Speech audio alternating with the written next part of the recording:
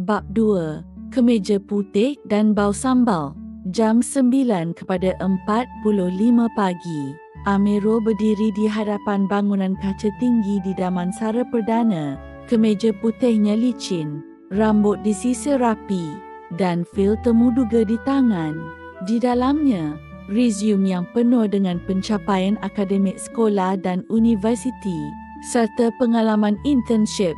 Dia masuk ke lobi pejabat korporat mewah, disambut oleh penyambut tetamu yang tidak memandang wajahnya. Hanya tangan yang menunjuk ke lift. Di dalam bilik temuduga, 3 panel duduk di hadapan. Seorang lelaki pertengahan usia, seorang wanita muda dan seorang eksekutif yang sibuk dengan telefon. Panel ketiga, seorang eksekutif berpengalaman mengangkat keningnya.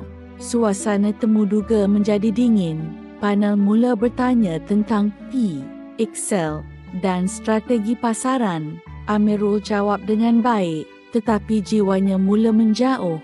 Dia lihat tangan panel menaip di handphone masing-masing. Mata tidak bertentang dan senyuman yang tidak ikhlas keluar dari bangunan. Jam 11 kepada 15 pagi. Amirul keluar dari bangunan kaca itu.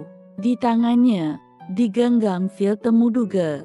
Di dalam hatinya, satu rasa yang tidak pernah dia alami sebelum ini, iaitu rindu kepada dapur yang jujur. Dia buka telefon, lihat gambar ibunya di gerai, senyum yang letih, tangan yang berbalut tuala kecil, dan pelanggan yang tersenyum ikhlas. Bab 3. Rumah yang hilang. Mengimbas kembali ke 6 tahun yang lalu, iaitu tahun 2019. Rina berumur 44 tahun. Gerai nasi lemaknya baru sahaja ditutup oleh penguat kuasa kerana berniaga tanpa lesen tetap. Hujan turun renai dan di tangan Rina, surat notis pengusiran dari rumah sewa flat Taman Sri Putra. Tunggakan sewa sudah masuk bulan ke-4. Kami minta puan kosongkan rumah dalam masa 7 hari. Rina duduk di lantai dapur. Sambal yang sedang dimasak mula hangus. Dia tidak menangis, tetapi matanya kosong. Di bilik belakang, Amirul, anak tunggalnya, ketika itu berumur 18 tahun, baru sahaja selesai peperiksaan skimming. Ini bukan kali pertama Rina terpaksa menutup gerainya. Sebelum ini, seorang pesaing peniaga bernama Kak Timah cemburu dengan sambal Rina yang tak pernah basi dan sentiasa laris. Penduduk sekitar memberitahu Rina bahawa Kak Timah mewarisi saka keluarga. Rina mula alami gangguan seperti sambal hangus walaupun api kecil dan nasi mentah walaupun masa cukup. Pelanggan tidak lagi berkunjung ke gerai Rina menyebabkan dia kerugian dan terpaksa menutup gerainya. Seorang ustaz kampung dipanggil bantu membersihkan dapur dari sebarang gangguan dan Rina pindah lokasi niaga ke Taman Mawar. Amirul bertanya, "Mak, kita nak pindah ke mana?" Rina menjawab, "Mak tak tahu, Mirul.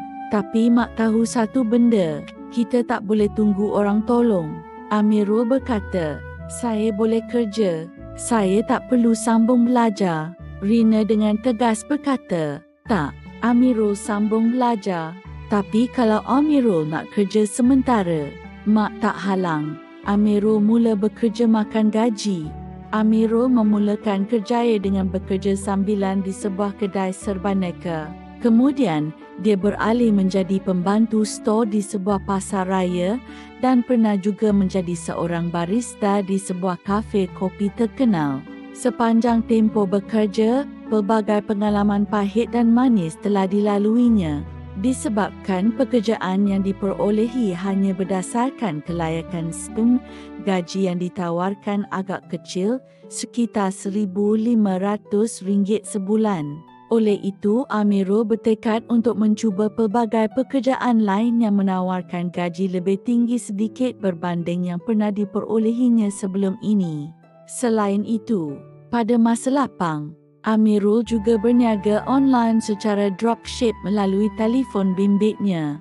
Gaji dan pendapatan sampingannya kecil, tetapi cukup untuk bantu ibunya membayar sewa rumah baru di flat lain yang lebih sempit. Tidak lama kemudian Amirul sambung belajar di universiti sambil bekerja shift malam sebagai kreb di salah sebuah restoran makanan segera. Walaupun penat, dia juga mula melihat penat ibunya sebagai sesuatu yang tidak boleh dibayar dengan wang sahaja. Titik tolak Rina berniaga lebih gigih. Selepas dihalau, Rina dan suami menerima bantuan jiran yang menumpangkan Rina dan keluarganya di sebuah unit flat yang lebih kecil yang kebetulan belum ada penyewa. Mulai dari hari itu, Rina mula berniaga dengan lebih serius. Dia mencari lokasi baru yang lebih strategik di simpang Taman Mawar. Rina juga bangun lebih awal, masak lebih banyak dan mula simpan rekod jualan. Di atas perbincangan dengan anaknya Amirul yang sedang belajar di universiti, Rina juga mula belajar dari peniaga lain tentang pembekal, kos dan strategi harga. Kalau orang boleh halau mak dari rumah, mak akan bina dapur yang orang tak boleh roboh. Bersambung ke bab yang akan datang.